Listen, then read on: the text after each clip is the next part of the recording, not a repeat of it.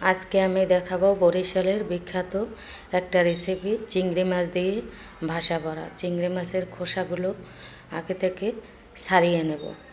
দেখেন একটা একটা করে সব চিংড়ি মাছের খোসাগুলো আমি ছাড়িয়ে নিচ্ছি। এই ছাড়িয়ে নেওয়ার পরে পরিষ্কার পানি দিয়ে ভালোভাবে ধুয়ে নেব। ধোয়া হয়ে গেলে এটা শিলপাটায় মিহি করে বেটে নেব। কড়াইয়ে তেল দিয়ে দিলাম, এর ভিতরে পেঁয়াজ বাটা দিয়ে দিলাম। পেঁয়াজ বাটা দেওয়া হয়ে গেলে বেশি মশলা লাগবে না, অল্প সামান্য মশলা দিয়ে এই ভাসা বড়াটা রান্না করা যায়। লবণ দিয়ে দিলাম, লবণ দিয়ে পেঁয়াজটা ভাজা ভাজা হয়ে গেলে অল্প সামান্য পানি দিলাম। রসুন বাটা, জিরা বাটা, ধনিয়া গুঁড়া,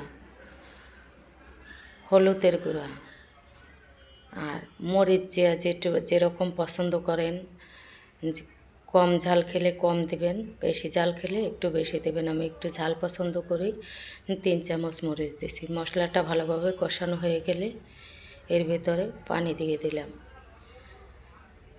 দেখেন আমি কড়াইতে কতটুকু পানি দিচ্ছি। পানি দেওয়া হয়ে গেলে পানিটা ফোটার জন্য অপেক্ষা করব।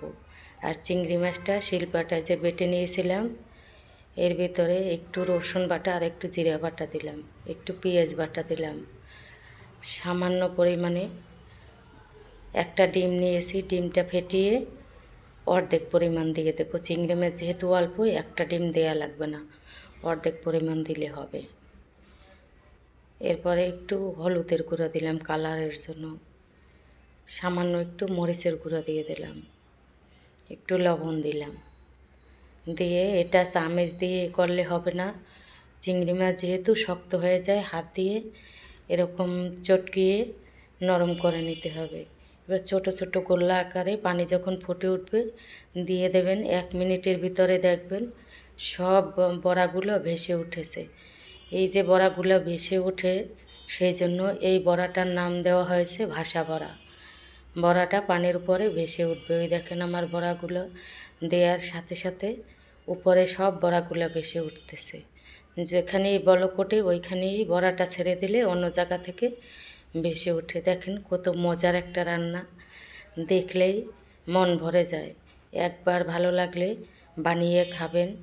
রেসিপিটা যদি ভালো লাগে গ্রাম্য জীবনের পাশে থাকবেন। দেখেন এই বড়াগুলো সব ভেসে উঠেছে। এরপরে রান্না হওয়ার জন্য অপেক্ষা করব। ঝোল টেনে পরিমাণ মতো হয়ে গেলেই নামিয়ে নেব। এই যে পরিমাণ মতো হয়ে গেছে। যে জিরার গুঁড়া পছন্দ করেন শুকনো খোলায় জিরা টেলে দিয়ে দেবেন।